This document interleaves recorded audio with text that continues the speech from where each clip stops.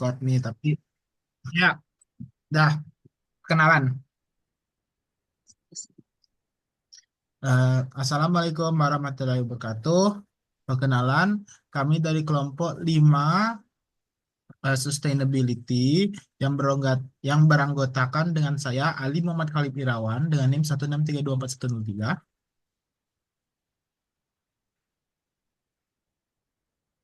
Selanjutnya, siapa yang mau perkenalan diri? Perkenalkan, aku Raffi Putra dengan NIM 163241193. Kenalkan, aku Desrena Kamelia dengan NIM 1632447. Saya Ali Hadian Darawan dengan NIM 163244045. Hmm, lagi? Saya Ferdinand Magdi Sivaski dengan NIM 1632464.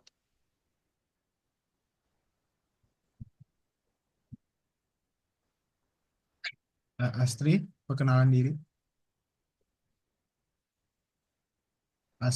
Astri, perkenalan diri.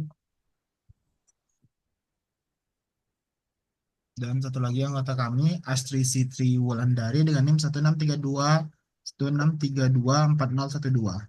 Jadi di sini kami membuat laporan tentang analisis penerapan Green Campus di kawasan Institut Teknologi Bandung, Kampus Jatinangor. Jadi kami ini eh, coba melihat apakah kampus Jatinangor sesuai pembangunan di kampus yang ada di Jatinangor sesuai dengan pembangunan berkelanjutan yang akan dijelaskan lebih lanjut dengan kawan saya Raffi di website itu. Baik, jadi yang pertama saya akan membahas dari web satu dulu, yaitu pendahuluan, di mana latar belakangnya itu, karena jika dilihat dari perkembangan kawasan pendidikan Jatinangor yang sangat pesat ini, itu menciptakan lingkungan yang dinamis, di mana banyak kegiatan mahasiswa yang berlangsung dari pagi hingga malam, yang tentunya aktivitas ini membutuhkan sumber daya yang sangat besar, dimulai dari pencahayaan, pendinginan, teknologi, dan transportasi. Namun, meskipun kawasan ini maju sebagai pusat pendidikan, perhatian terhadap energi terbarukannya itu masih sedikit tertinggal. Jadi, peran kampus dalam mengubah lingkungan ini sangat penting. Konsepnya itu kampus hijau, yaitu salah satu alternatif bagi kampus untuk menyelenggarakan pendidikan yang ramah lingkungan. Konsep ini tuh muncul karena adanya ide pembangunan berkelanjutan yang secara global terkait erat dengan Sustainable Development Goals.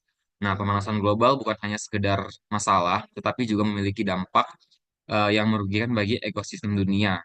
Pemerintah Indonesia telah mengambil langkah-langkah untuk mengatasi hal ini, termasuk mengajak seluruh sivitas akademika untuk turut berperan aktif dalam mengurangi dampak pemanasan global.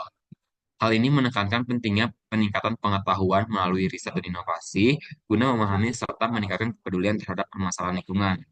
Nah, permasalahan lingkungan itu sendiri yaitu tanggung jawab bersama yang memerlukan komitmen dari pemerintah dan kesadaran diri seluruh elemen masyarakat, termasuk sivitas akademika. Salah satu cara untuk meningkatkan kesadaran masyarakat yaitu melalui pendidikan, yang dimana salah satu komponen utamanya itu membangun berkelanjutan, khususnya dalam konteks pembangunan sosial. Dengan mengadopsi konsep Green Campus ini, nanti kawasan pendidikan di Nangor tidak hanya menjadi tempat yang mendukung pembelajaran dan inovasi, tetapi juga menjadi model percontohan bagi keberlanjutan. Nah, di mana ini sangat relevan untuk memastikan bahwa kemajuan pendidikan berjalan seiring dengan tanggung jawab terhadap lingkungan dan generasi mendatang. Nah, lalu untuk di bab 1.2 ini, tujuannya itu ada dua. Yang pertama, menganalisis seberapa mungkin penerapan Green Campus dapat terrealisasi di kawasan kampus ITB Jatinangor berdasarkan Index Leadership in Energy and Environmental Design atau LEED. Lalu yang kedua itu mengedukasi masyarakat kampus dan halayak umum tentang seberapa pentingnya pembangunan berkelanjutan. Sekian.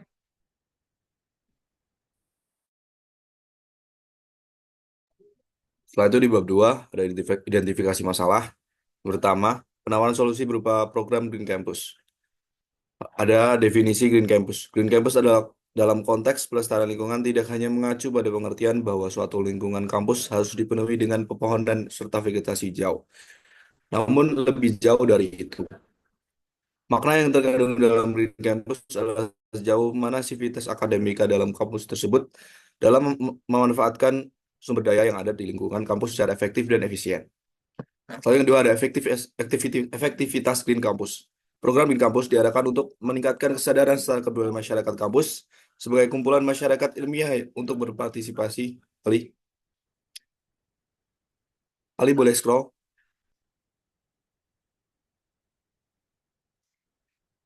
Untuk berpartisipasi secara penuh dan bertanggung jawab dalam mengatasi berbagai permasalahan lingkungan terutama perubahan iklim akibat pemanasan global sebagaimana diuraikan di awal. Lanjut Ali. Yang kedua ada masalah dan urgensi lingkungan hidup. Masalah lingkungan hidup. Masalah lingkungan hidup merupakan masalah moral atau perilaku manusia, bukan semata-mata persoalan teknis. Demikian pula krisis ekologi global yang kita alami dewasa ini adalah persoalan moral secara global pula. Oleh karena itu, perlu etika dan moralitas untuk mengatasinya. Berbagai kasus lingkungan hidup yang sering terjadi sekarang ini, baik pada lingkup global maupun lingkup sosial, sebagian besar bersumber dan dari perilaku manusia. Kasus-kasus pencemaran dan kerusakan seperti laut, hutan, atmosfer, air, tanah, dan seterusnya bersumber pada perilaku manusia yang tidak bertanggung jawab, tidak peduli, dan hanya mementingkan diri sendiri. Urgensi lingkungan hidup. Manusialah penyebab utama dari kerusakan dan pencemaran lingkungan itu. Dengan demikian, dibutuhkan etika lingkungan hidup yang menuntut manusia untuk berinteraksi dalam alam semesta. Setiap negara, bangsa, dan masyarakat perlu mengadaptasikan diri terhadap perubahan tersebut. Keberhasilan beradaptasi atas perubahan tersebut ditunjukkan oleh indikator-indikator pencapaian suatu masyarakat yang ditetapkan dalam tujuan pembangunan berkelanjutan atau Sustainable Development Goals.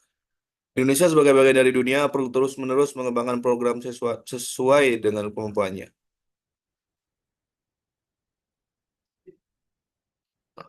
Keterkaitan dengan SDGs. SDGs merupakan 17 tujuan global disepakati oleh negara anggota Perserikatan Bangsa-Bangsa atau PBB untuk dicapai pada tahun 2030. Tujuan SDGs sebenarnya berkaitan dengan program Green Campus. Antara lain yang pertama ada energi bersih dan terjangkau. SDG nomor 7 ini bertujuan untuk mendorong penggunaan dan akses yang mudah terhadap energi bersih dan terbarukan. Yang kedua ada kota dan pemukiman yang berkelanjutan, Sustainable Cities and Communities. Pembangunan infrastruktur yang berkelanjutan seperti program Green Campus menciptakan lingkungan yang hijau, bersih, dan berkelanjutan. Lanjut yang ketiga ada konsumsi dan produksi yang bertanggung jawab atau Responsible Consumption and Production. Melalui pengelolaan sampah, pemilahan sabar dan peduli sampah plastik, membuat program Green Campus mendorong pola hidup konsumsi dan produksi yang lebih baik dan bertanggung jawab. Setelah itu ada program Leadership in Energy and Environment Design atau LEED. LED adalah sistem sertifikasi bangunan hijau yang dikembangkan oleh US Green Building Council atau USGBC. Sertifikasi ini menilai keberlanjutan sebuah bangunan berdasarkan berbagai kategori yang mencakup aspek lingkungan, efisiensi energi, dan kenyamanan bagi para penghuni. Kategori penilaian dalam LED ada 7. Yang pertama ada lokasi dan transportasi, yang kedua adalah berkelanjutan, yang ketiga ada efisiensi air, yang keempat ada energi dan atmosfer, yang kelima ada material dan sumber daya, yang keenam ada kualitas udara dalam ruangan, dan yang ketujuh ada inovasi. Terima kasih. Oke, berikutnya bab 3 metodologi. Yang pertama itu daerah kajian. Daerah kajian ini merupakan wilayah dari kampus Institut Teknologi Bandung yang terletak di Jatinangor dengan luas kurang lebih 47 hektar. Kampus ini dipilih sebagai objek penelitian karena komitmennya dalam mengimplementasikan konsep Green Campus melalui penerapan prinsip-prinsip berkelanjutan lingkungan yang mendukung upaya pencapaian sertifikasi LEED. Terus, daerah kajian ini juga mencakup pengamatan terhadap elemen-elemen visual dan struktural yang mendukung upaya kampus dalam mencapai standar keberlanjutan global yang diakui, dengan tujuan untuk memberikan gambaran yang komprehensif mengenai penerapan prinsip Green Campus di ITB Jatinangor. Lanjut. Lanjut. Dan yang kedua, pengumpulan data. Penelitian ini dilaksanakan menggunakan metode kualitatif deskriptif yang mengutamakan pengambilan data melalui berbagai teknik termasuk analisis, pengukuran, serta wawancara. Proses pengumpulan data dimulai dengan wawancara. yang dilakukan terhadap mahasiswa ITB Kampus Jatinangor yang bertujuan untuk mendapatkan pandangan langsung mengenai topik yang sedang diteliti. Lanjut, observasi lapangan pada laporan ini juga dibuat untuk memenuhi indeks LEED yang terbagi menjadi beberapa parameter. Di antaranya yang pertama, lokasi dan transportasi, location and transportation. Yang kedua, lahan berkelanjutan. Terus, yang ketiga, efisiensi air. Yang keempat, energi dan atmosfer. Yang kelima, material dan sumber daya. Yang keenam, kualitas udara dalam ruangan. Yang ketujuh, inovasi. Berikutnya, hasil pengumpulan data dibuat dalam bentuk tabel dengan poin total setiap indeks sekitar 5-10 poin. Dan hasil indeks sertifikasi LEED ini terbagi dalam 4 tingkatan. Yang pertama itu Certified itu 40-49 poin, merupakan tingkatan paling dasar yang menunjukkan bahwa hasil indeks LEED terhadap pembangunan kampus telah memenuhi persyaratan minimum untuk efisiensi dan ramah lingkungan. Yang kedua, silver, itu poinnya 50-59.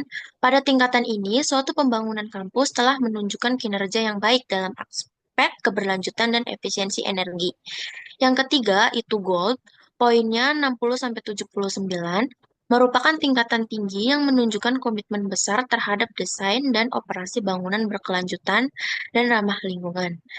Yang keempat, itu platinum, 80 plus poin, yang paling gede, merupakan tingkatan tertinggi dan tingkatan terakhir, di mana pembangunan kampus memenuhi hampir keseluruhan aspek dengan nilai maksimal. Tingkatan ini mencerminkan kampus dengan efisiensi energi, konservasi air, kualitas udara, dan cahaya dalam ruangan, serta inovasi desain yang sudah sangat sesuai. Lanjut. Berikutnya, pengolahan data. Pengolahan data dilakukan melalui serangkaian langkah untuk memastikan keakuratan hasil yang diperoleh dari survei. Pengolahan data dalam penelitian ini dilakukan melalui dua metode utama, yaitu wawancara dan survei keliling kampus dengan dokumentasi foto. Proses pengumpulan data dimulai dengan melakukan wawancara mendalam terhadap mahasiswa di ITB Jatinangor ini. Terus untuk memperoleh perspektif mereka mengenai penerapan prinsip pekerjaan dan upaya kampus dalam standar Green Campus sesuai dengan penilaian LEED.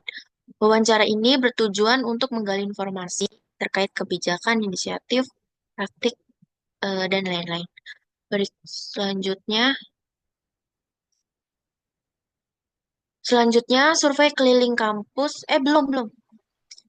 Selanjutnya, survei keliling kampus dilakukan untuk memetakan kondisi fisik dan infrastruktur kampus yang berkaitan dengan keberlanjutan lingkungan. Dalam survei ini, peneliti melakukan pengamatan langsung terhadap elemen-elemen penting yang mendukung Green Campus, seperti penggunaan material ramah lingkungan pada gedung-gedung kampus, penerapan teknologi efisiensi energi, serta fasilitas pengelolaan air dan limbah. Sebagai bagian dari survei, dokumentasi foto juga dilakukan untuk mendokumentasikan kondisi nyata di lapangan. Terima kasih. Lanjut. Baik, selanjutnya yaitu ada dalam bab 4, hasil dan analisis. Seperti yang telah rekan kami jelaskan, yaitu Firdan, bahwa pengelolaan Green Campus itu mempunyai tujuan untuk mewujudkan lingkungan kampus yang sehat, aman, nyaman, bersih, dan berkelanjutan. Tentunya, pembangunan ini merupakan pembangunan yang memikirkan efek jangka panjang. Untuk bagian hasil sendiri, bertujuan dan relevan untuk scroll ke bawah Alif. Bertujuan untuk mewujudkan Sustainable Development Goals atau SDGs. Dalam tujuan SDGs sendiri memerlukan usaha dan warga kampus dalam menciptakan pendidikan yang berwawasan lingkungan hidup yang bersih dan ramah lingkungan. Oke, lanjut. Di bagian hasil tabel. Hasil tabel kategori penilaian dan parameter. Untuk tabel yang pertama yaitu penilaian lokasi dan transportasi, di kawasan ITB Kampus Jatinangor. ITB Kampus Jatinangor sendiri sudah memenuhi nilai maksimum dari aspek lokasi dan transportasi.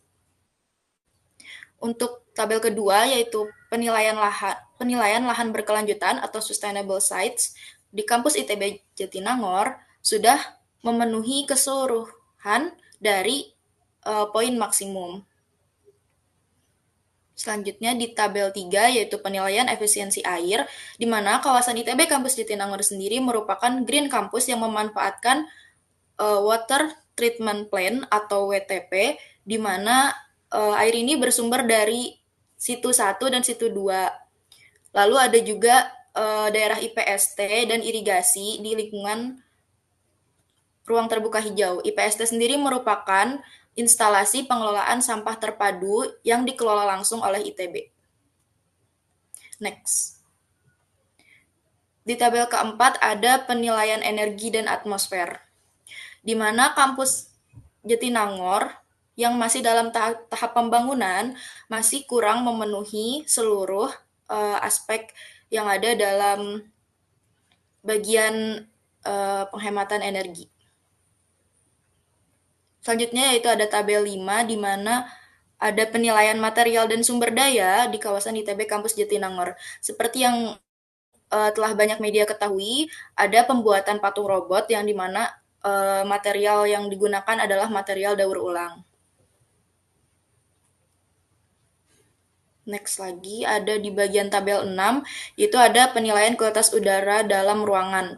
Untuk di kawasan ITB Jatinangor sendiri masih ada kekurangan yaitu di bagian penggunaan material yang rendah emisi karena mungkin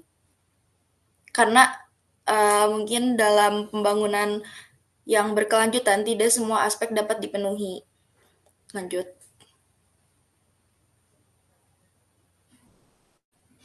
Yang terakhir itu ada bagian inovasi.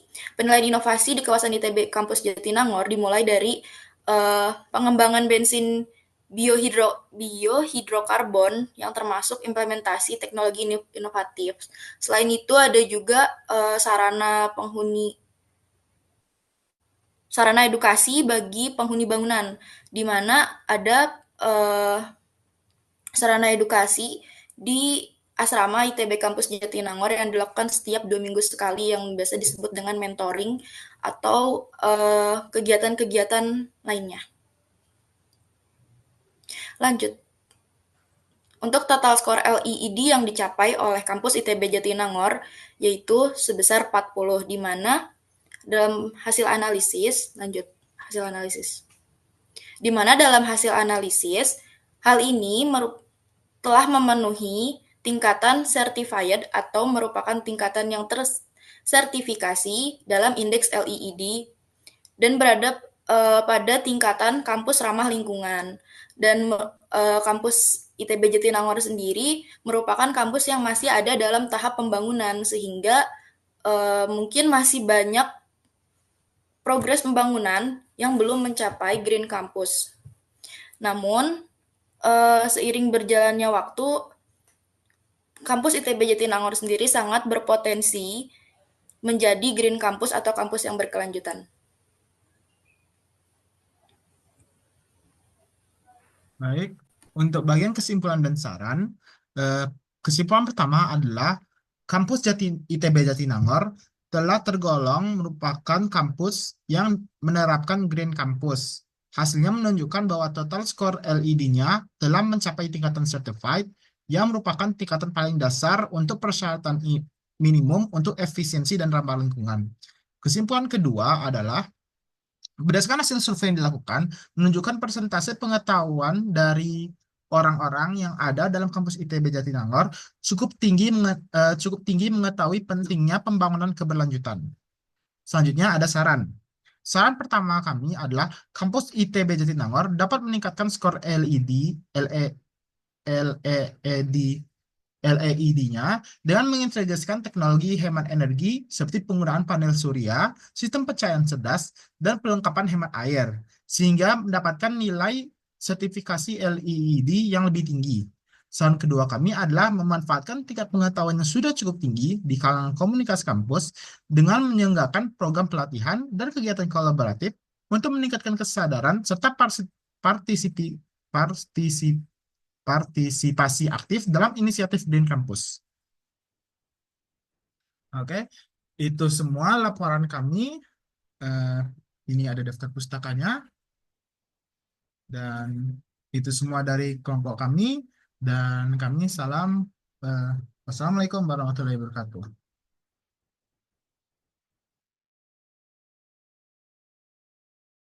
Stop sharing aja lagi.